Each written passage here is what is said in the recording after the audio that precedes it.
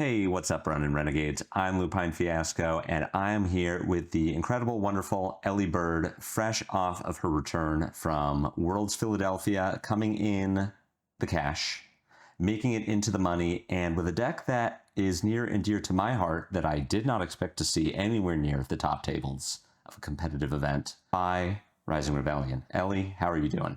Great. I'm like a little exhausted. There's been some amount of like in the week post Worlds, like Yuki got sick, so there was a lot of the like take care of my partner, not much time in the day for anything else. Also just like winding down, decompressing after that. So I'm like very, very, very tired, but I'm great. I'm over the moon. Perfect. Yeah, no, I was also sick after Philly, and like people that I stayed in the house with weren't sick. So I don't know, something was going around. Got it on the plane. That's the classic maneuver. I guess so. Yeah, the old con crud. Happy to see it again. Yep. Well, aside from illness, like generally, how was Philly? I mean, obviously we were there to play Flesh and Blood, but it's a big city. There's a lot to do. So what did you get up to outside of actually playing the game? So we did like the Stroops Team Stroopwafel. We did a like a team house situation. We rented an Airbnb. There was like 12 people. Obviously, there were some challenges involved in that on its own, just like being in a house with 11 other people for 10 days or whatever. But we like made time to like make plans to go do things. Like we went bowling. We did some putt putt. I took the time to visit somewhere that is like near and dear to my heart, just like even though I've never been, just because it's like mentioned a lot by a band I really like, Logan Circle, which is nothing, it's completely unremarkable, but it was nice to see because it's mentioned on like three or four of a band I like a lot, the Wonder Years' songs. So that was a cool thing to touch on. That's cool. No, that's great. I don't know that we really got up to anything. We had a similar situation at Metal Fab. We had our little team house, and it was down the street from a chicken place. We went there a lot. At one point, we left the convention center. I walked 30 minutes to get a cheesesteak, and that was cool. Yeah, where'd you go? We went to Antonio's, which Okay, was okay. if you walk out of the convention center and make a right, you just walk for like in a straight line for 30 minutes, and then you pay $20 cash, and they give you this massive cheesesteak. It was like really good. We did something very similar. I think the place was called like Angelo's. Maybe it was Maybe it was the Angelo's same then. thing. It was I probably think the it might have same. been Angelo's for both. Yeah, because we also walked quite some distance for a cheesesteak, and it was absolutely massive. And Yuki got a normal cheesesteak, and I got one called the pizza steak. And it was kind of exactly what you'd expect. It was awesome. It was two meals in one sandwich. Yeah. I think it was, yeah, there was night of day one. So going into day two, my breakfast was like wake up, scarf down half of a cold Philly cheesesteak. The breakfast Breakfast of of champions. champions. Yeah. That's awesome. Okay, it was Angela's. You're right. Now I feel terrible for getting the name wrong. I'm sorry, Angelo. If you're listening, I'm really sorry. It's okay. I think Like he'll a forgive you. block down the street from that, there was a bakery that while I was waiting for the cheesesteak, I went and bought like 4 Madeleines for $2. It was a lot of food. Yeah, that does sound like a lot of food. That does sound tasty. It was very good though. Yeah, no, that was good. Philly generally, not my favorite city I've ever been to, but I'm glad to hear that you had a good time, made time for non-fab related things, and that you are back and generally doing well. Yeah, yeah. I'm glad for all of these things too. So I'm glad that we can be aligned on this issue. Yes, but that is not why people are watching this video. As much as I want to just keep talking about Philly and get the people to know you, I am dying to hear about your incredible 8-1 run in CC with Phi, a hero that I thought was long dead. But you found the sauce, you cracked the code. And if you don't mind just walking us through uh, the deck that you brought, I think we're all dying to know what and how and why. I feel like the question I heard the most, I heard like two questions a lot that weekend, and they were why and can I read him? Which were both like very entertaining to me. But yeah, I'm pretty glad to like since you've got it up here. I'm pretty glad to just start with the equipment. You basically only ever play the same set of the Tunic, Flight Path, Mask of the Pouncing Lynx, and Tiger Stripe Shuko. The Blazing Yoroi is for exactly Syndra, and I guess if you somehow found another Fi in the room, you'd play it. Mhm. And then the Tide Flippers are for exactly Kano, but also I didn't present them all weekend, so who could say? Yeah, that seems like what I would have expected if you bring AB1 expecting Kano. But the Blazing Yoroi for Syndra, that's really cool tech. I saw that and thought, oh, that's super smart. I don't know. It's kind of just like I think this card in the past has had this problem of like even when Fi was good, like roughly when this card came out, this released in Dynasty and Fi was still solid. I think that was post Belittle ban and that sort of thing, but he was still good. But the problem was the Fi decks were really configured in a way where it was very easy for them to just break the chain. And also just like Tunic or Flame Scale ended up often being higher value. But I think Syndra is really locked into this specific play pattern of like trying to extend her mask chains with Flick Knives. So she's not very good at breaking the chain whenever she wants to. Mm-hmm.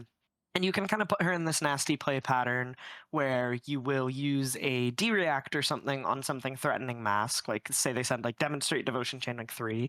You play a defense reaction, and they're kind of forced into shipping some kind of finisher straight into the Blazing Yoroi.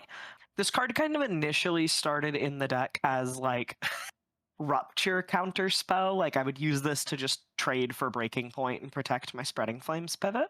I kind of have this like big, like I want a Spreading Flames, I want to rake over the embers, like I need to find my big turn, and Breaking Point is the problem. So Blazing Yoroi trades for that. But I think as Syndralis started to evolve as we got a little closer to Worlds, Breaking Point mostly found its way out of a lot of lists. I don't think either Syndra I played against at Philly was actually running Breaking Point. So this card ended up kind of, yeah, in the other play pattern I mentioned, where I would often like stuff mask number 1, and then they send something like Snatch or Art of the Dragon into the Blazing Yoroi, and you're just like, oh, I'll just get 4 or 5 block out of this one piece of equipment. And that's kind of the ethos of the whole Syndra matchup.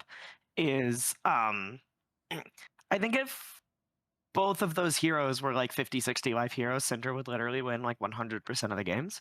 But when you present like Lynx, Yoroi, Shuko, and Flight Path, and I used to have Flexers in the list, but I felt a little high variance, you just start with something like 15 to 18 value and equipment on the board, and Syndra's very locked into Flight Path, Blood Splattered Vest, Flick Knives, Mask of Momentum. Like those slots really don't change ever.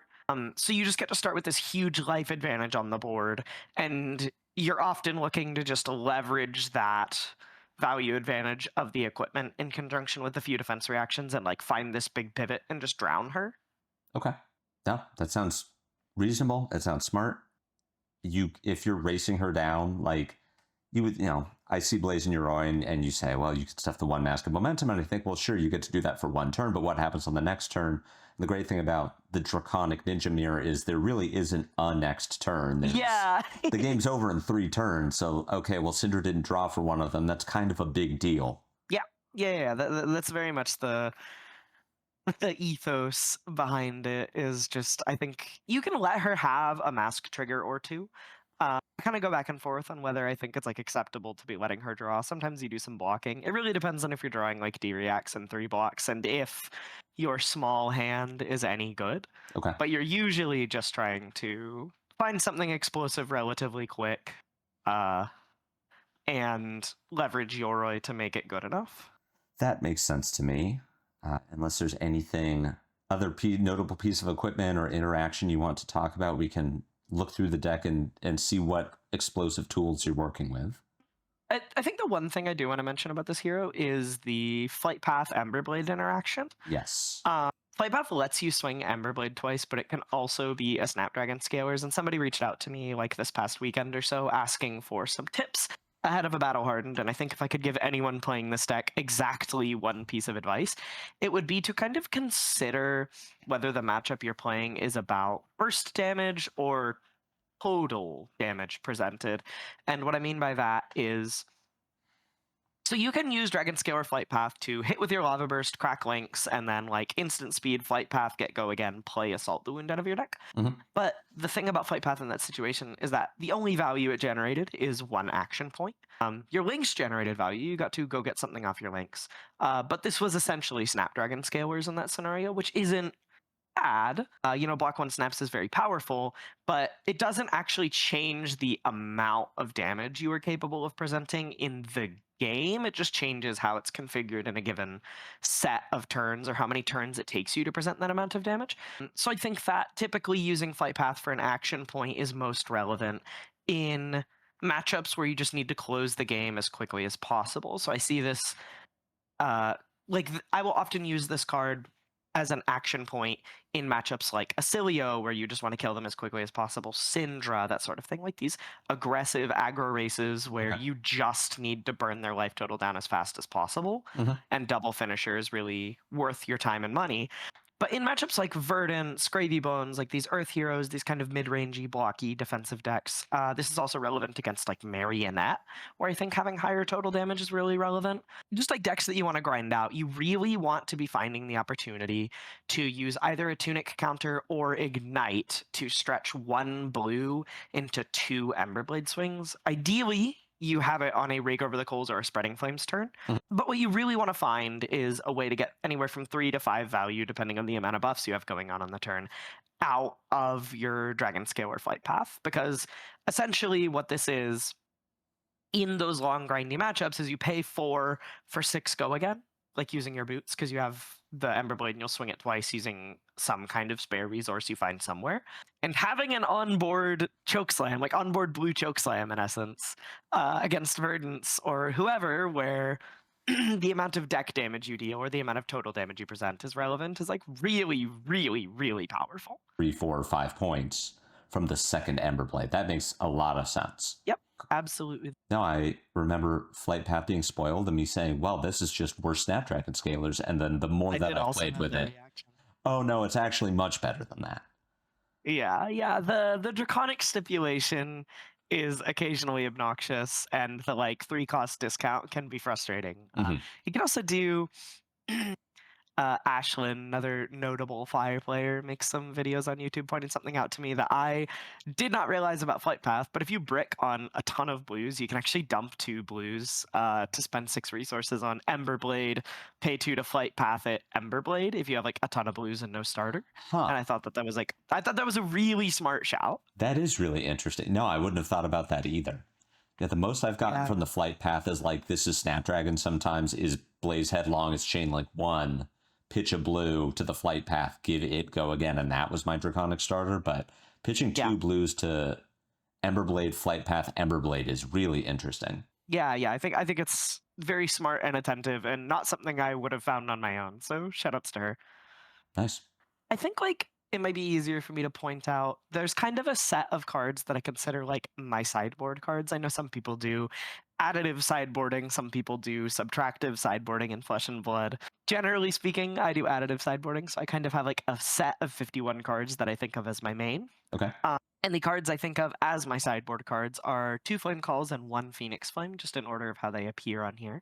2 Flame Calls, 1 Phoenix Flame, obviously the 3 Look Toughs, 3 Oath of Loyalties, the Authority of Ataya, a little further down, is sideboard, the Sinks and Shelters, and I believe that's everything in this. Oh, and the Rake Over the Coals as well. That is kind of my like general full set of sideboard cards. So there's usually a set of these 51 cards, and I'm bringing in X amount to fill out any given matchup. Okay. But yeah, just that as an aside, going down the list, somebody mentioned to me that they felt like Rainbow Brand was pretty spicy. Yellow Brands are also a sideboard card. Mhm. I don't really like feel super warmly about Yellow Brand with Cinderclaw, but I think it has a role to play, and that role is generally speaking against matchups where you just can't be stumbling, like you don't want defense reactions, you don't want like Look Toughs as either poppers or these like 3 for 7s. You just need more starters, you need more go again, you need to make sure that you're never stumbling. And yellow Brand with Cinderclaw is just a perfectly acceptable starter in exactly that scenario. Outside of that, you play blue Brand because it's a starter. It's like a blue 0 for 2 if it's setting up your Shuko for the turn. It's mostly just like a solid blue, and red Brand is, part of that set of X amount of uprising red draconic head jabs that can never leave the deck under any circumstances because they're all just too damn good by virtue of saying draconic ninja 0 cost go again. Yeah, you will never ever cut. If there's any point where 5 players cut Brand with Cinderclaw, then something LSS has lost their minds. Yeah, something would have gone horribly wrong for that to happen. I do think the compounding anger here is spicy, the one of compounding. Yeah, it's basically just, I found myself like having certain games, especially against some longer, grindier decks in the metagame like Marionette and Jarl, where I would just like run out of lava bursts. And for a while, I was playing 2 compounding anger, and that felt a little too bricky. The card's a little too stinky in multiples or in small hands. Yeah. To be like super duper attractive. But 1 just felt like the right number. I felt like I wanted exactly 1 more copy of Lava Burst, and this card was the closest thing to that I could get. Okay.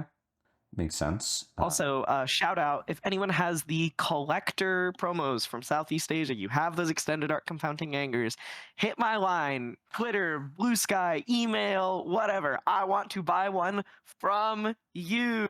That's awesome. You hear that? You didn't think you could make any money watching Lupine Fiasco? Now you can make money for your compounding anger promo. Hit up Bellybird. Exactly one of you. Going down the list, display loyalty, kind of that Brand with Cinderclaw tier of this will never leave the deck now that it's been printed. Fire Tenant, you're very draconic going through. There's basically just Salt the Wound and Rowdy Locals as something that Fire Tenant would not impact, so that makes sense. Let's talk about Flame Call Awakening and the second Phoenix Flame. When would you be bringing in the Flame Call package? I made an offhand comment to you about how I'm going to spew value when I tell everybody about why this card's in my deck. I play this card actually in place of the Fire Tenets in a lot of matchups against decks that are capable of threatening my Phoenix Flame in the graveyard, specifically Gravy Bones and any of the Earth Heroes. And it kind of serves double duty in those matchups where if you can line this up on a Spreading Flames or Rake Over the Coals turn, it's really powerful because it is essentially a 1 for 6, since it will go get another Phoenix Flame that will also further stretch your Rake Over the Coals. But usually what this card does is it insulates you from effects like Sunken Treasure and Everbloom Life. Sunken Treasure capable of turning your Phoenix Flame down, and Everbloom Life, which I think a lot of people don't really notice this about Everbloom Life, but you can actually play out both modes of Everbloom Life, and it doesn't specify your graveyard. You can absolutely tuck someone's Phoenix Flame. And what's really nasty about the ability to tuck someone's Phoenix Flame with Everbloom Life is that it doesn't target the card chooses on resolution like Sunken Treasure. Yeah. So the 5-player is just obligate to activate Fi in response to Everbloom Life. Yeah. And then they just get to tuck something else anyways. It's really, really nasty. It's essentially like Earth Blue 3-block Winner's Bite. I think my thoughts on the card are that, like, as the Earth player, you probably shouldn't be taking a ton of damage to resolve it. Mm-hmm. But I think if you take, like, 2 or 1, like, if it could have blocked 3, I would block 3 with it, especially because it's, like, an Earth card. But if you're taking, like, 2 or 1 to resolve Everbloom Life, I would absolutely slam dunk that. It's really nasty in the Fi matchup. That's gross. But that makes sense. I had a lot of opponents, like, put Everbloom Life on the table and then just immediately reach straight for their graveyard, and I kind of just go like, okay, I guess I don't have to activate Fi here. Yeah, that resolves. That's good. Yeah, I'm like, yeah. Felling of the card, sure, go ahead. Yep. And it's helpful too that the Earth matchups, the ones that you really do need to go over the top with Rake and Spreading Flames, and those are the matchups where you would want to be, sort of not cheesing, but really hitting the high roll with Flame Call to find the Phoenix Flame in your deck and the one in your graveyard anyway. So that makes a lot of sense. Definitely serves double duty in presenting bonus damage, and also they kind of have to not resolve. Like, once they've seen a Flame Call and you have 2 flames in the bin, they kind of have to not resolve Everbloom, because if they put it back in the deck, your next Flame Call is now, instead of being a stinky 1 for 3, it's online again. Yeah. So very, very strong card for that interaction. Nice. Hot on their heels, I'm going to assume this is just Lava Vein loyalty, but you like the art more? Is there any? I actually don't like this art the most of the Lava Vein loyalties. I think my favorite Lava Vein loyalty art is Burning Blade Dance. Mm. But this card, this is like a really subtle, like 0.2% edge. This card just gives people the opportunity to punt. People who aren't familiar might think that you have a way to pay out a mark. And the other two Lava Vein loyalty effects are fully textless Mhm. in the deck. You know, Lava Vein is literally textless, and Burning Blade Dance, you don't control any daggers. Yeah. So it doesn't do anything. But a lot of people will see on hit mark and just like slam a card on the table, Yeah. especially because of what Syndra does to the brain. So that's why it's this one. You can't pay off the mark in any meaningful way. I used to play like one copy of Hunt to the Ends of Wrath. It was way too cute. It's Lava Vein loyalty that people might punt into. I mean, I love that though. Giving your opponent the chance to screw up at any moment is still like always very strong. But I would not have thought of that. Yeah, in my head I was thinking, well, yeah, you play against an Arachne and they get marked and then they can't expose you. But just That's. I don't think I've ever had that come up. I actually, I used to play one Lava Vein loyalty, one Hot on Their Heels, one Burning Blade Dance for Bonds of Agony equity. Yeah. But that's not a thing anymore. No. So no, rest in peace. Thank God. Sorry. I know some of the interactions with Ignite. I want to see you as the 5 player. Are there any? It's the 1 cost and it's Emberblade. Am I missing anything? Any cute interactions with Ignite? Ignite to Tunic Emberblade is really strong. Ignite to double Emberblade is really strong. Ignite Mounting Anger is really strong. Also, when you have a small hand that sucks, this card is kind of just a 0 for 4. Like if you just have a red head jab into Ignite, you can use Ignite to pay for a Fi activation and then like get a Shuko trigger if you don't have any resources to work with and you only have 2 Draconic Chain Links. Mhm. But outside of that, you've pretty much got it locked down. The card's just pretty free to run because as a 2-power, it's often a 0 for 3 since you don't have so many ways to set up Shuko in the deck. There are some, but Ignite is a pretty main one of them. So it's just very free to run as a starter because it's essentially a 0 for 3. Okay. We love those. Lava Burst, always Lava Burst. The 3 of them, I mean, you talked about Compounding Anger being the 4th copy of Lava Burst. Was there ever a point in testing where you thought maybe 3 Lava Bursts were too many or you were breaking too much if you drew 2 of them at the same time? Okay. Never. Card is just so good. And when it's bad, it blocks 3. Yeah. It's also just like, you can just fire it off on a 2-card or a 3-card hand with any starter and a blue, and it's just like massively above rate. This card's just so good. Yeah, no, Lava Burst great. Always has been great. The Look Tough tech. As soon as I saw this in your list, I thought, oh, that's so smart for Prism. I cannot claim to be the smart one with Look Tough. This one goes entirely to basically like a combination collaboration between. I got to make sure I'm naming the right people on the team here because I don't want them to get mad at me. But I'm pretty sure it was Nia Tran, Yuki Lee Bender, and then I want to say like also Peter Bedensik. Those 3 people had been playing a lot of Syndra, and they started out trying Chest Puff from the same cycle. And then because it was like hypothetically castable in Syndra, Yeah. and then eventually they were like, no, this card sucks when it's attacking. I'm never casting this. If I just play Look Tough, it's the same shitty uncastable card, but it's 8, so I just can't get juiced by Halo. Yeah. And that was like their thought process. And then when I adopted it into the Fi deck, the more I played with it, the more I was like, wait, this card's kind of like sicko mode in Fi because you can just cast it. Yeah. You play 16 blues. Like my round 1 at Worlds was actually a Prism. Sadly, also a teammate. I felt kind of bad about that. Not only did the Look Toughs line up really well as poppers, I popped 2 Herald of Your editions that he played on 2-card hands with Look Toughs. But also, the 3rd Look Tough, he sent a Herald of Your edition, and my hand was like kind of really stinky. It was like double Shelter from the Storm, a blue, and Look Tough. And I was kind of like, I could pop this, but my hand sucks. So what I did instead was block with Shelter, discard Shelter to cover the 5 on Ear Edition, and then I did Tunic, Pitch Blue, Look Tough, pay for 8 because he was at 1, and it ended up taking his whole hand, which was really, really, really nasty. So I think it's mostly just a popper, but it's occasionally castable against Prism, and I for sure bring this card in against decks like Jarl, where Jarl and Arachne Huntsman, where like cards in deck just matter, and like Raging Onslaught is just pretty good at dealing deck damage. Yeah. Okay. That makes a lot of sense. I like that. Red Mounting Anger. Every 5 player will know that this will live in the deck forever. Tell me about 2 Blue Mounting Angers. I felt like I could see this coming. It was like red mounting anger, sure. What's going on with blue mounting anger? Blue mounting anger came from me getting absolutely trashed by Gravy Bones because I was playing a ton of like weird utility blues. I was playing like 3 overcrowdeds. I was playing a bunch of stuff. And eventually against like exactly Gravy Bones, I started to have this problem where that hero will just incinerate you if you stumble. Yeah. I think that deck, like perhaps the deck in all of Fab, or at least in all of the current CC meta, that is like the most punishing if you stumble against it because the board swells out of control. He starts playing boats.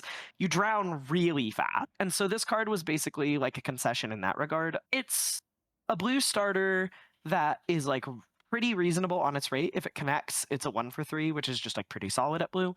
And it sets up your Shuko trigger for the turn. So you can definitely have turns where this is just a blue 1-for-4. And it's really, really valuable in that regard.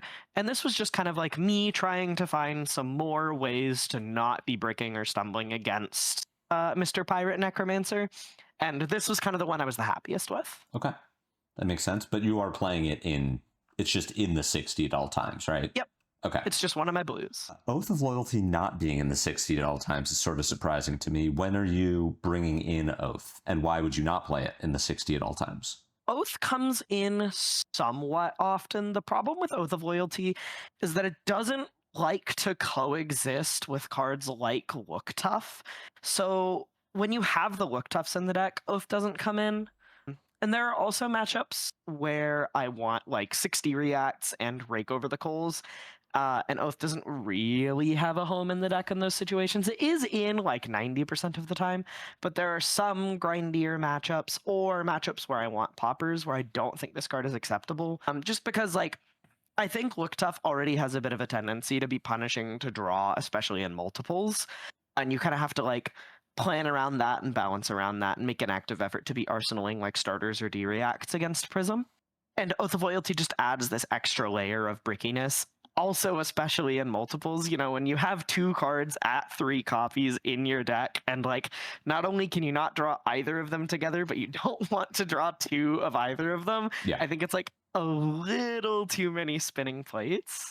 So those are largely the scenarios in which I am not playing Oath of Loyalty, but I do like the card a lot in Fi, way more than I like it in Syndra, just because like it's super duper simple. Its floor is often like a 2-card 8 because you're just like 4 Emberblade Phoenix Flame. Great card, super reliable, just can't coexist with some other additions. That makes sense. That checks out to me. Second Phoenix Flame is part of the package. We talked about that. Rake Over the Coals, we briefly mentioned for the Earth matchups or matchups where you need to go over the top. When else would you be playing Rake? That is mostly it. It's matchups where you need to go over the top, and these like grindier matchups where like having a big like Rake Over the Coals, maybe double Anthem, like Rake or Rake Spreading kind of turn is really valuable. I kind of went back and forth a bunch between whether I thought Rake Over the Coals was the better starter or better Anthem, or Spreading Flames was a better Anthem, but I largely landed on Spreading Flames as the one that's in the main 60 more often, just because it blocks and is a starter. Yeah. But Rake is like a considerably more efficient card, where Spreading will often be like a 1-for-5, 6, sometimes 7. Rake really has the potential to be a 0-for-6, 7, 8 on a lot of turns. So I prefer this card when I want to set up really big turns, but when that's not all the matchup is about, some of its weaknesses start to shine. Like what? Just the fact that it doesn't block, is not an attack. Yeah, not blocking. Not a Like starter. drawing this card against Syndra when you like don't have a hand that converts is like super duper unacceptable. Drawing this card in place of a starter can be super duper unacceptable. I think there are a lot of positions where drawing this card can get you really punished, and usually what you want to do is find this card in your hand, play out a smaller hand, and arsenal this and set up something big. It's not as good out of hand because it usually means that you are compromising on chain links some amount. So you really want to find this card, tuck it in your arsenal, and then find the opportunity to like have your Tunic on 3 so you can double Emberblade or find Ignite or something like that. So this card is kind of about like setting up and waiting. and it usually you'll compromise a little bit on value on the turn you draw it. Mhm. So in matchups where you really can't be doing that, Yeah. it's like worse than drawing a cracked bauble. Yeah. That makes sense. Is at least a correct bobble. Pitches for 2. Rising Resentment, It's Run and Renegade, Brand with Cinderclaw tier. Will never not play these cards. The Draconic Head Jabs. Shelter from the Storm and Sink Below, both very good cards in their own right. Are there ever matchups? Well, I suppose the better question is, in what matchups are you playing all 6D reacts? And in matchups when you are playing 3D reacts, are you ever, like, where would you choose Shelter over Sink or vice versa? So I play 6 defense reactions against Syndra and Prism. And Arachne Marionette. Okay. Those are the 3 spots where I play 6 defense reactions. The answer is I just wouldn't ever choose Shelter over Sink in a situation where I'm playing 3 defense reactions. Mhm. If I'm playing 3 defense reactions, I will basically always start with Sink. Okay. Because it just has a abjectly more powerful piece of text on it. Yeah. But Shelter is a weird card because I think a lot of people talk about it as though it is this incredibly punishing sideboard card against decks like Syndra. But most of the time, beating Syndra just involves finding the biggest number, and 4 is bigger than 3, so you will often not be discarding this card against Syndra. Mhm. Where I find the discard is more valuable is actually against Marionette, when they like swing Clave and you have this in hand, and you get to discard it in like block step before they can flick. Yeah. And you like stuff their flick for the turn, you make them waste 2 resources on a Clave that didn't do anything, and it can really, really blow out some of their bigger turns, especially because I think a lot of Marionette's play patterns revolve around the assumption that Clave connecting for 1 is pretty free. And this card kind of throws a bit of a wrench in that. Sure. That makes sense. Spreading Flames is not a card that anyone who's played 5 before needs to be reminded of. Spreading Flames on its face is 1 for 3, and for every Draconic Link that actually gets the plus power, it becomes a 1 for 4, 1 for 5. What are you looking for Spreading Flames to be for you to consider playing it in the turn? I usually want it to be like a 1 for 5 or more. If I'm playing it from the hand, it's typically because my hand also contains a blue and an Ignite, so I can do like Spreading, Ignite, or like Spreading Emberblade, Ignite Tunic, like that sort of thing. Mhm. Find the way to double Emberblade, find the way to get extra power out of Spreading Flames earlier in the chain link, or in the chain rather. And I will pretty much only fire it off when it isn't worth like 4, or when it isn't worth like 5 or more, if it's my only starter. Okay. That makes sense.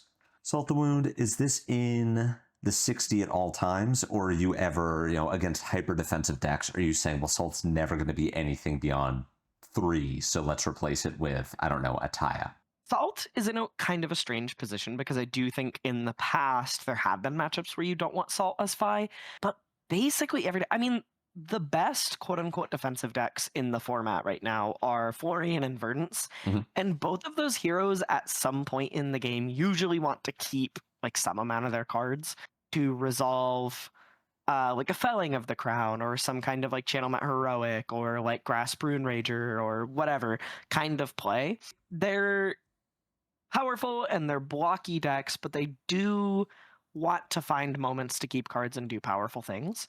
And I think Salt kind of always has a place as a result of that.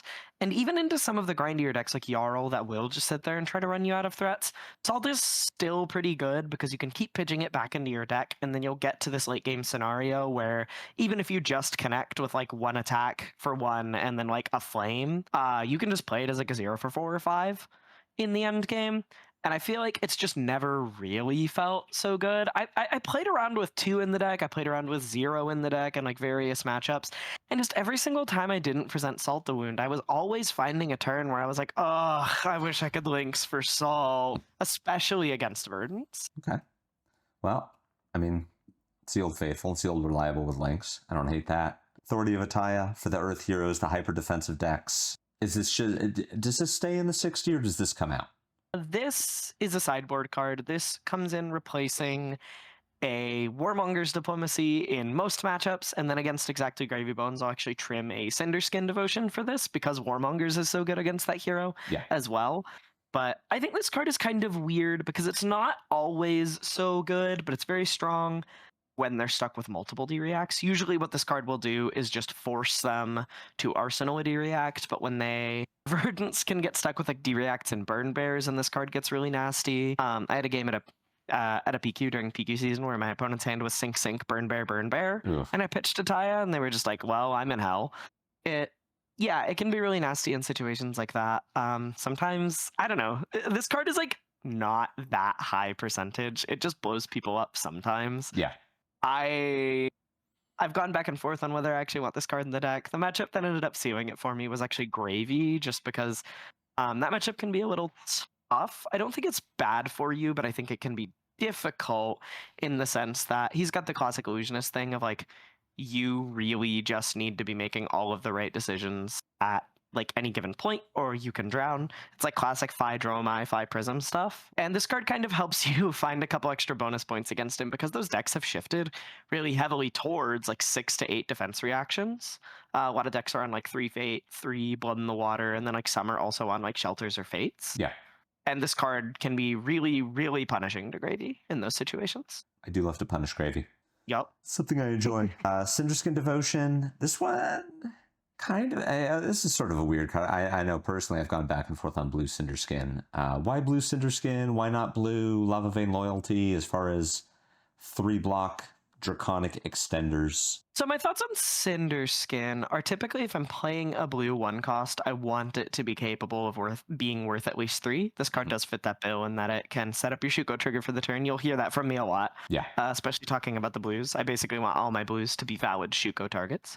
And I think my thoughts on this card are I want the vast majority of my blues to block 3. I believe the only blues in the deck that don't block 3 are Brand with Cinderclaw and Authority of Ataya and the 2 mounting. So it's like 6 less than 3 blocks and then 10, 11 3-block blues.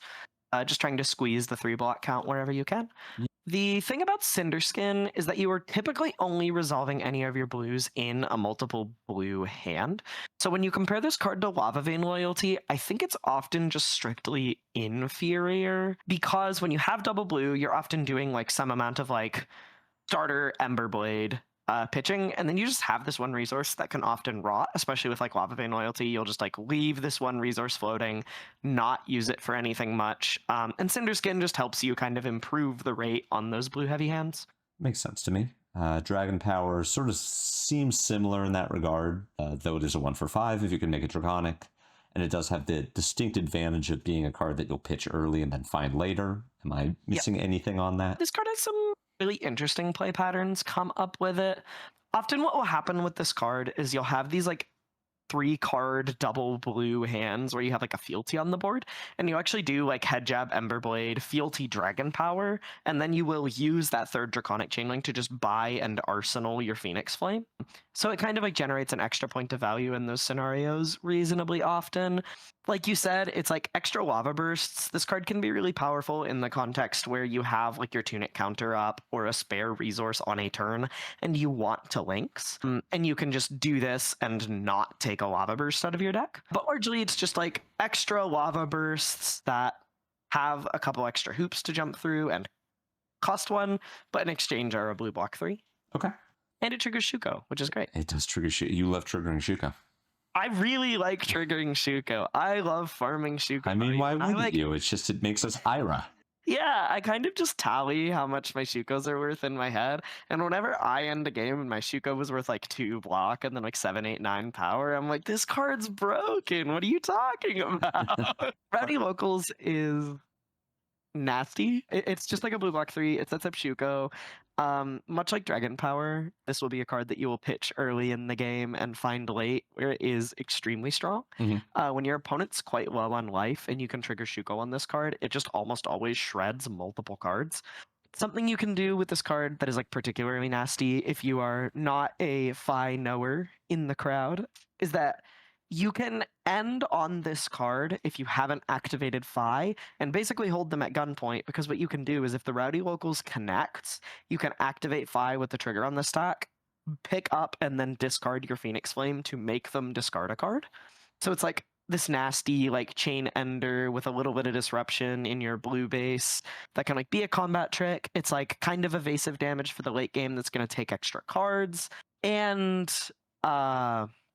what's really cool about the like hold them at Phoenix Flame gunpoint thing is that when they block it out, you can still buy and arsenal the Phoenix Flame if you don't have another arsenal. Mhm. And I think something this deck is pretty good at is finding ways to like arsenal a Phoenix Flame that you couldn't use on that turn, and then like do some kind of like 2-chain link play where you do like head jab Phoenix Flame for 1, break the chain, and then like build up enough chain to send the Phoenix Flame and get a Shuko trigger out of it. Mhm. So it's more just squeezing the absolute maximum amount of value out of all of your cards in deck kind of consideration Yeah. with this card. Finally, everyone's favorite, Warmonger's Diplomacy. Where were you finding that you were getting the most value for, like, you know, Dio, Ranger doesn't exist as much, but those were the two kind of traditional targets for Warmongers. But is there anything else that you were really like finding value? Gravy Bones now, and is it just, you know, a blue block 3 most of the time? It's so brutal to me that the like classic like spell attack kind of Runeblade gameplay has like fallen so far to the wayside, especially with like Aurora where they're all instants, that like you didn't even mention Runeblade when talking about Warmonger's Diplomacy, because like this card when it came out was like, I don't know, this was like the greatest tragedy to ever happen to a It little did. It like, Viserai player. yeah, it like made Viserai completely unplayable until Rosetta, and then of course Viserai got all of his new toys, and to the point where I remember putting this in Aurora to play against Viserai, and then even during the game thinking, what, does this even matter?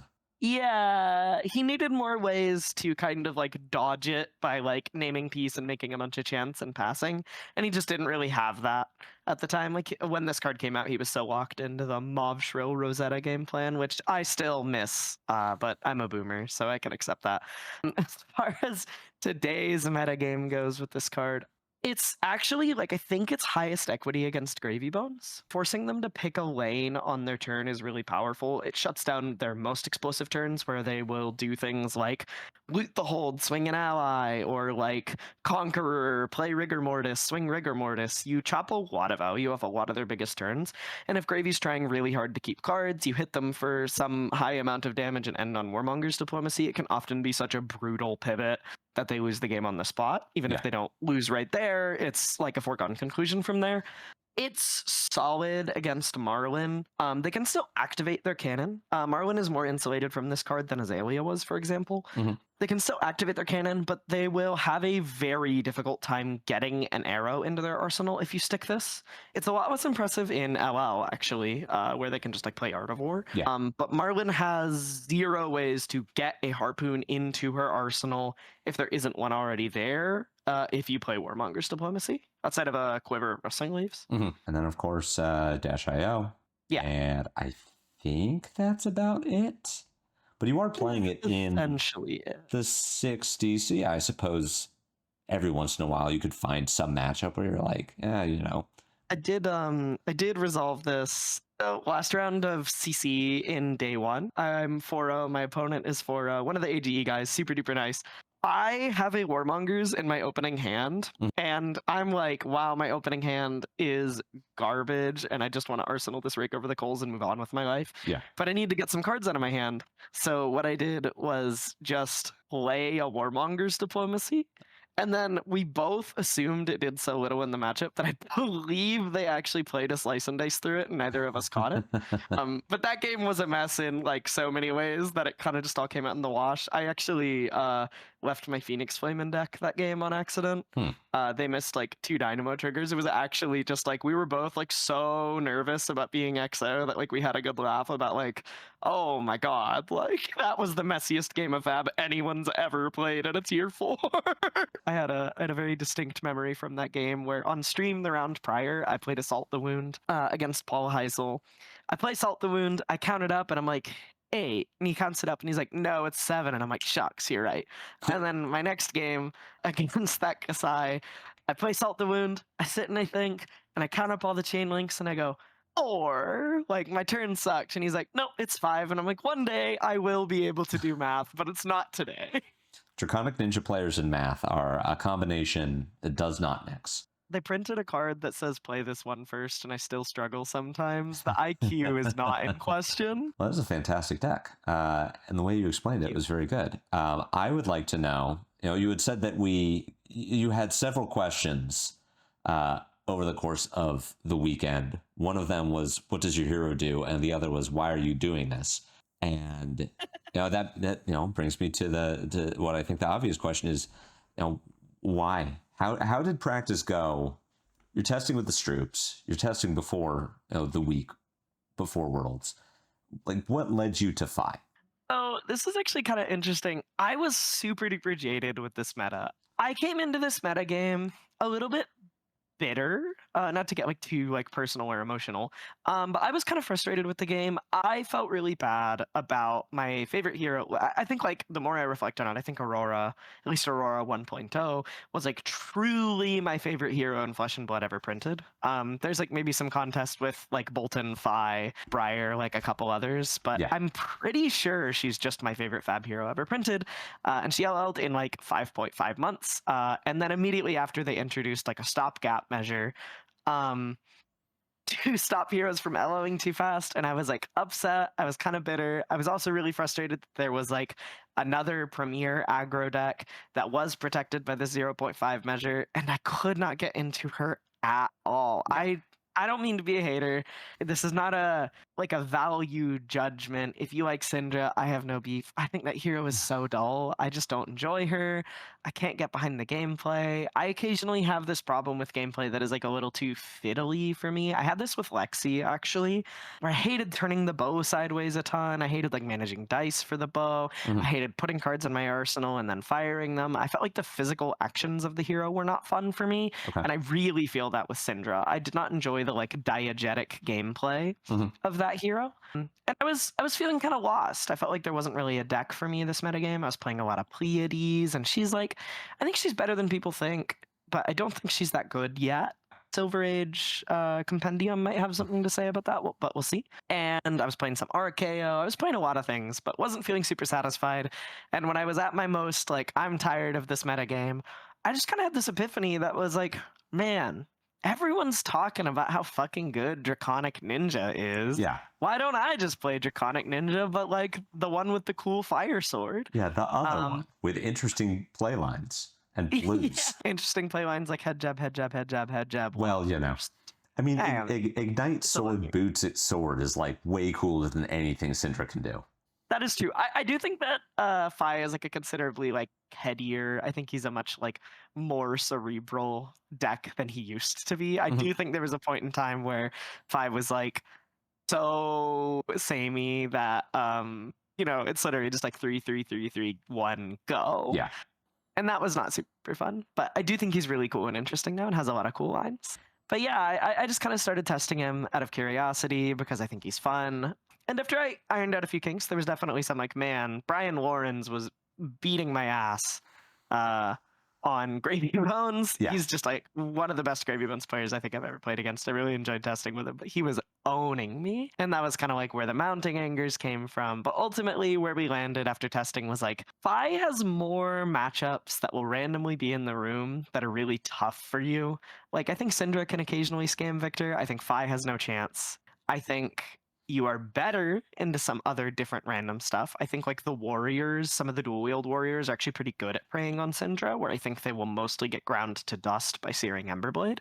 But specifically with Phi, I kind of came to the conclusion, especially after like taking down a PQ, coming 9th at a Battle Hardened, I kind of came to the conclusion that I think if you just expect to see like the 3 best decks in the room, if you go into a room expecting to see Gravy Bones, Verdance, Syndra, and maybe a little bit of Arachne Marionette, your spread is like really, really, really similar to Syndra, except I think you're like slightly worse into Gravy Bones, slightly better into Verdance and Marionette.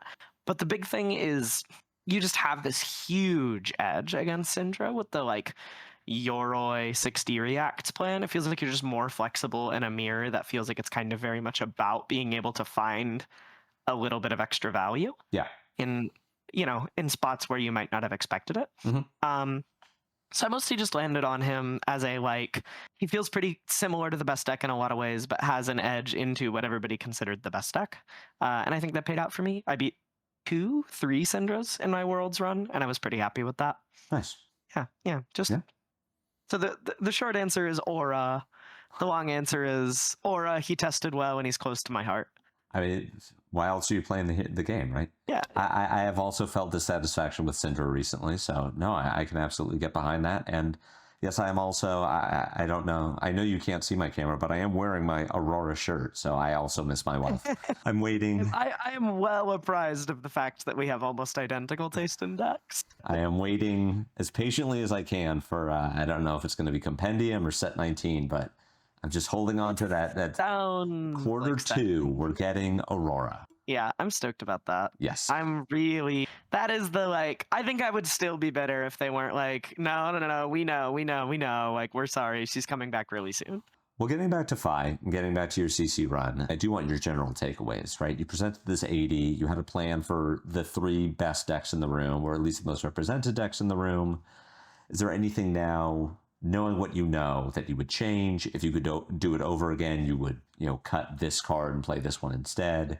Did your view of any of the matchup change over the course of the weekend? Like, what were your takeaways from your Worlds experience? I don't really mean to sound like full of myself, but I really don't know if I would change the 80 basically at all. I think I might cut Tide Flippers because I just like didn't really see any Kano, and there might be like a card you can fit there that could like maybe help against like a Cilio or something, like maybe find some space for some Amulet of Echoes. That could be like that might be my only change, is like cut Flippers, maybe find like another sideboard cut and fit 1 to 2 copies of Amulet of Echoes for the Acilio matchup. Okay. Because that was my loss. I got comboed by Matthew Renz very, very, very quickly. I tried my best, but he's incredible at Acilio and found a really sick line to blow me up with a non-standard combo very quickly. So I definitely had the thought, like, man, I wish I still had those Amulet of Echoes. Yeah. Outside of that, I actually think mostly my reflection on the weekend is that I wish I took a better LL deck, because my LL record was not great. And if I win like 1 to 2 more games, I had a record that like could have top 8 Worlds. Obviously, like the whole tournament changes if you win 1 or 2 more games, so it's really hard to say. Yeah. But overall, I think my takeaway was like, I loved this Fi deck. I would change almost nothing. I felt great about my plans into all of these various matchups that I played. I really wish I took a better LL deck. Well, LL was, I don't know, it was interesting. It was weird. You were on Aurora, right? I took Aurora. I don't actually think that Aurora was necessarily like a bad choice, but I think it was kind of a high variance choice. She does a powerful thing. She does have a matchup that I think is like truly unwinnable in the form of New. And I did just find 2 of those, despite there being like 6 or 8 or something in the room, which that just happens. That's just gems sometimes. Yeah, unlucky. Unlucky. Hate to see it, but that matchup is cursed. I lost one of the games turn 0, and I got to combo for like 42 damage and then got fatigued in the other one. I just don't really think you can win that matchup, basically at all. But, I think sometimes you take a combo deck. Like, it tested pretty well in the house. I think I was like basically chopping games into most heroes, which felt like the most you could ask for the most part in the format. I think we missed the chain deck a little bit. I had chain tech. And it was like quite powerful. I think Vaporized Shock is like an incredibly hateful card. But I think things just like overall didn't really go my way with regards to Aurora. I don't think the deck was bad, but I think I could have picked a better deck. So I guess I my little outline here, but we can jump ahead since we're talking about LL. I know that I think I and many others leading up to the week of Worlds were dooming on LL. I don't want to do this. Why are we being forced to do this? This is clearly not a good format. It's in a bad place. And you and Peter Budensick both made posts online in the week leading up to Philly saying LL is a fun format and I'm glad we're doing it. And that sort of, I don't know, gave me internal permission to say, you know what? I am having fun and I am glad that I'm doing this. So what was it? What experience convinced you that LL like is a fun format and does have this depth beyond just, 2 Rune Blades passing in the night and killing each other on turn 2? Okay, this is going to sound more pointed than I mean for it to, But honestly, what made me think LL was a fun format with a lot of depth was just playing it. I Uh-huh. think like myself and many others had engaged in a lot of like complaining about the format without necessarily playing much of it. Mhm. I had played some, but definitely wasn't like getting in the weeds like I did that week leading up. And just the more and more and more I played it, the more I was just like, man, there's actually like quite a few decks here. I think there's like a pretty interesting meta game evolving. Like there's even like, this cool exciting Marlin deck that like people didn't necessarily expect that is Mhm. like she has this cool effect on the format where she's like asking decks to be less greedy because if you're super greedy and you can't block, she'll just thought seize you every turn until Yeah. you die. And the more and more I played LL, actually with Peter, he was at the testing house. We kind of both came to this conclusion together. I was just like, man, like I'm winning some games, I'm losing some games. Some of them are blowouts, some of them aren't. But I didn't really feel like there were so many more blowouts in LL than CC, which maybe that's like inadvertently a comment on the state of Yeah. CC.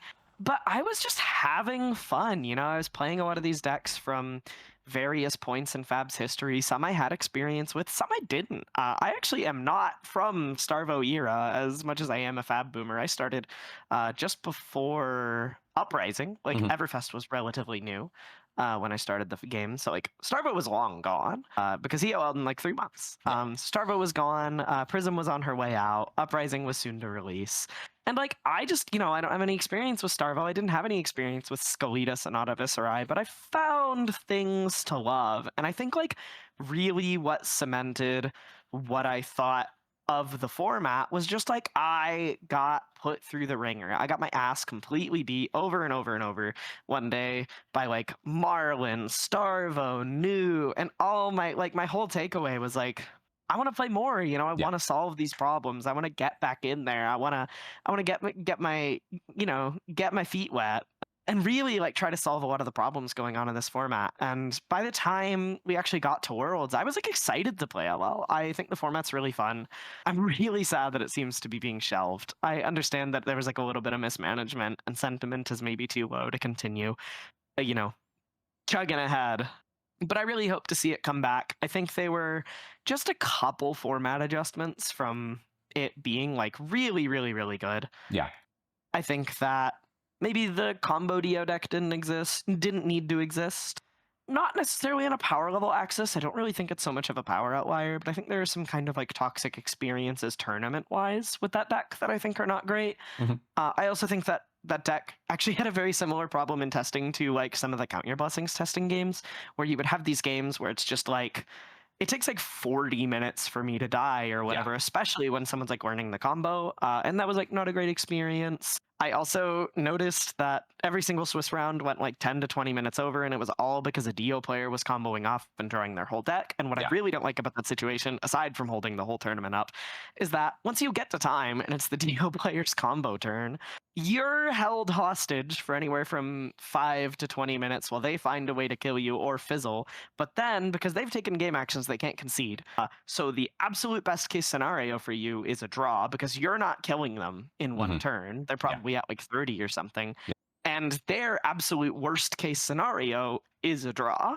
So that was like, I think that was like my one, like, please fix this about Living Legend format. That was like something I didn't feel great about. But outside of that, I think like maybe some of the generic draw spells could go to one, like Cash In or Art of War.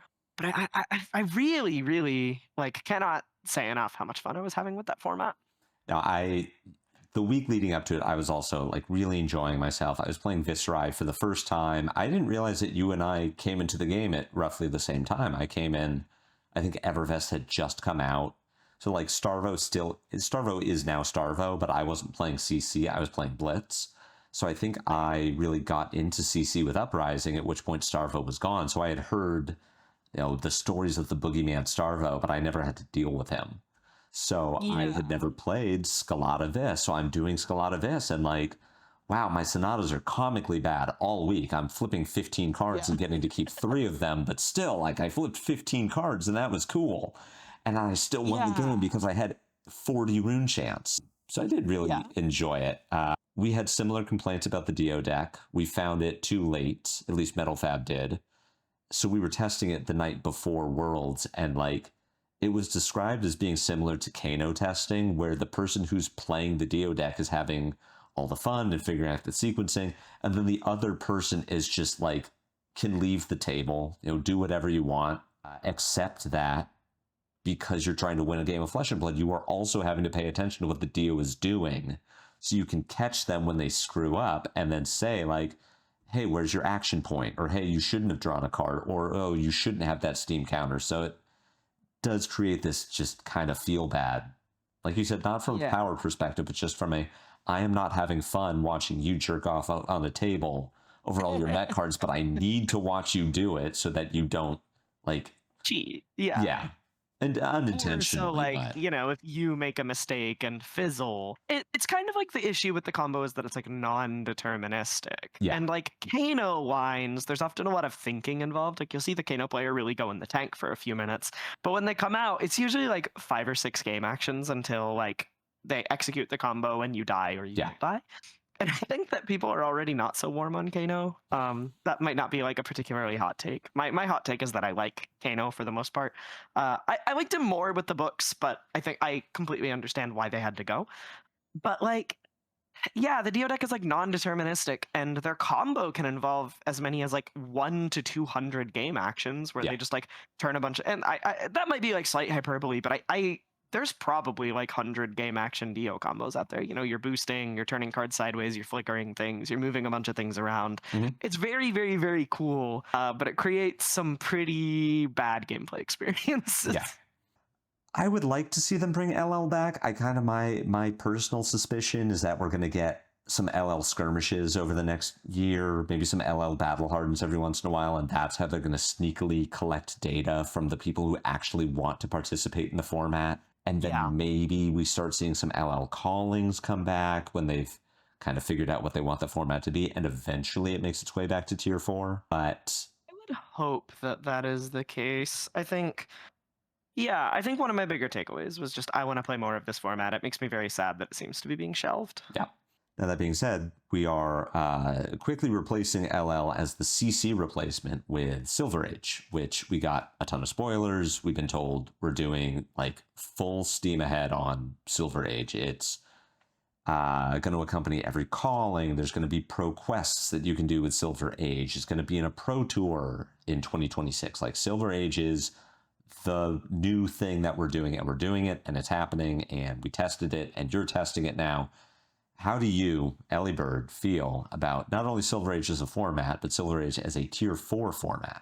It's a little bit hard for me to say something because, like, right now I kind of have some thoughts and feelings, but Compendium isn't out yet. We don't even have that many spoilers for it yet. And it really is supposedly the set for Silver Age. It's like, this is the set that, like, defines this format. So I'm a little bit curious to see where we land on Silver Age post Compendium. Right now, I think it's like maybe too young for me to really say. I think some of the aggro decks are a little bit too explosive. I think my like personal, slightly incendiary take is I think Death Dealer is just way, way too powerful for 20 life Fab. I think like when I see my Azalea opponent like crack Blossom and Talismanic Lens turn 0 to try and find some like insane like 5-card dominate to make me start the game at like 8 or 2 or whatever, I kind of think like this is not very healthy Flesh and Blood.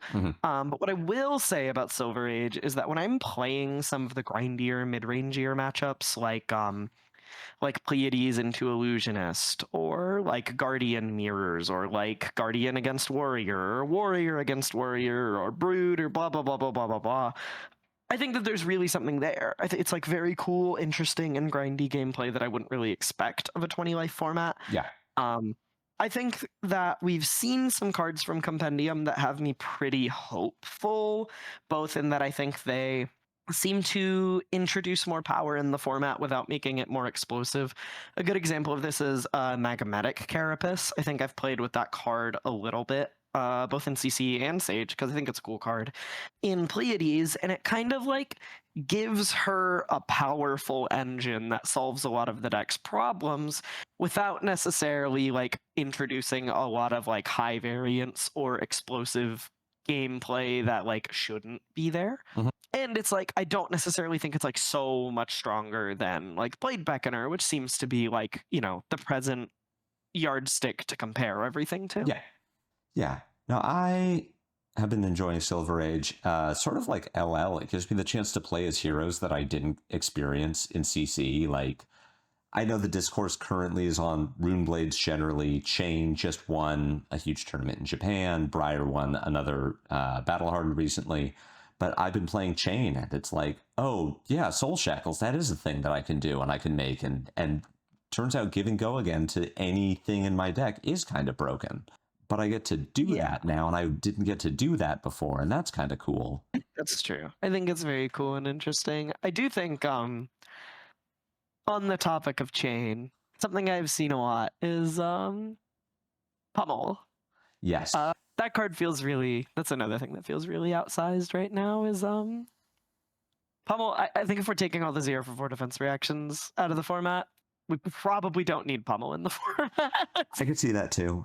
Yeah, Pummel would be a card. I think Chain generally is probably something that needs to be looked at, although the community gets to vote. Ebonfold, I think, was the first card that I identified in Sage as, hey, that probably shouldn't be here, because if you're playing Chain or Vincent, or even Levia, that's just one resource, draw 2 cards, and that seems way too strong. That's a power outlier.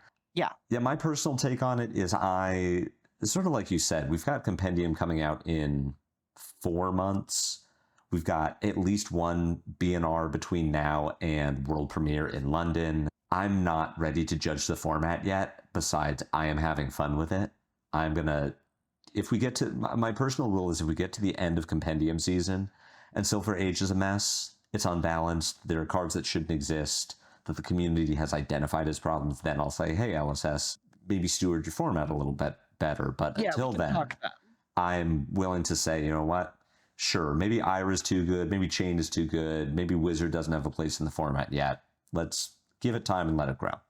I mostly just think on that topic that like I actually think that Silver Age seems to be kind of headed off by a lot of like I think they've internalized a lot of lessons from Living Legend. Like I think there are a lot of mistakes that I think I saw them make with Living Legend, namely like trotting the format out and then not really doing anything with it for like 2.5 years until like the lead up to Worlds. Whereas with Silver Age, they're like, here's this format, you can play it in like a month, here's a support set. And I think that that is like very cognizant of a lot of the mistakes made with LO, and I'm hoping that that is like a strong sign or a good sign of a strong start. I'd like to believe so. I was a little put off by the fact that it was so like, we're doing Sage now, everything is Sage. But yeah, as you said, we just had LL that sort of did nothing for 2.5 years till suddenly it was everything. But even then, not really, because stores could still do CC Pro quests. I want to believe that Sage is being done better. But the last thing, sort of tying it all back together, Sage and CC, and more specifically Fi, we got the first card that says Phoenix Flame on it, I think, since Uprising in That is true. Fire That Burns Within. 1 cost, 2 power, I assume 2 block, go again. Text presumably says when this attacks, you may discard a Phoenix Flame. If you do, draw a card, and this gets +2. How excited are you for Fire That Burns Within in CC? Does this make Fi as a 3-of? I do think you play it as a 3-of. I think this card is like really, really, really powerful. I think it's like, it's a very interesting card because you can fire it off in like at minimum a 3-card hand, right? You know, if you have like Head Jab Blue, you can do like Head Jab Emberblade, use your spare resource after those 2 attacks to put this on the stack. It's your 3rd Draconic Chain Link. You pick up the flame, you discard it. Yeah. What this card does is it's a leg tap that upgrades your Phoenix Flame into generally like +2 value. So like that hand I just spoke of is you go like 3, 3, 4 random card off the top that can be worth like 3, 4, 5, 6, whatever, depending on what you draw. It's anywhere from like a 3-card 13 to a 3-card 16, which like really powerful in the abstract. My experience playing this card has been I draw Rowdy Locals off of it every single time, so maybe it's terrible. I was going to ask, like, looking at the list that you brought to Worlds, you can get away with playing Warmongers in the 60 because you have no draw effect. So there's never that risk of like, well, the Snatch hit, and you drew the Warmongers in the Syndra matchup, and now your arsenal is dead. But when you introduce the random draw elements, especially if you just had to activate Fi to pick up your Phoenix Flame, and then you draw the Warmongers in the Syndra matchup, like, what are you doing? Yeah, I think it might require a little bit of like a reconstruction of the deck. I do think it is like a powerful effect, but yeah, I think it might ask the deck to be built pretty differently. Something I've been trying out is like 5 copies of Rise from the Ashes, like 2 blues in those Mounting Anger slots, and then Yeah. 3 reds Mhm. also in the Mounting Anger slots. Because like it's a 0 for 3 that will put your Phoenix Flame in your hand, and then like sometimes the challenge of that card is like, can you find a way to also get another Phoenix Flame off of a Fi activation? But if the answer is you get to just like Fire That Burns Within, bin the flame, then it's like really, really, really powerful. And I think those 2 cards are super synergistic. But yeah, I think good point. Very much about the like, oh shit, I drew more Mongers off this random draw against Syndra, I explode. Or like various things to that effect, because I do think that they can be issues, but hopeful. I think the card does a powerful thing. I think it'll just depend if the deck can be structured around it. Yeah.